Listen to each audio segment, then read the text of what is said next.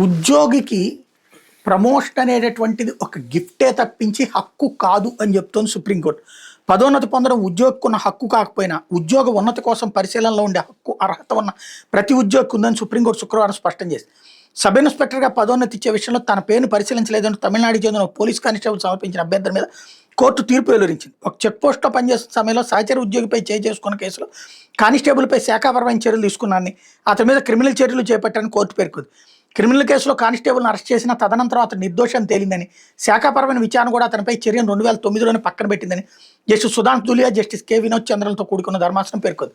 శాఖాపరమైన section 2009లోనే పక్కన పెట్టినప్పుడు 2019లో జరిగిన పదోన్నతులు అతని పేరుని ఎందుకు పరిశీలించలేదని కోర్టు ప్రశ్నించింది. ఈ పరిస్థితిలో పిటిషనర్ పేరు పదోన్నతి కోసం పరిశీలించాలని పేర్కొంది.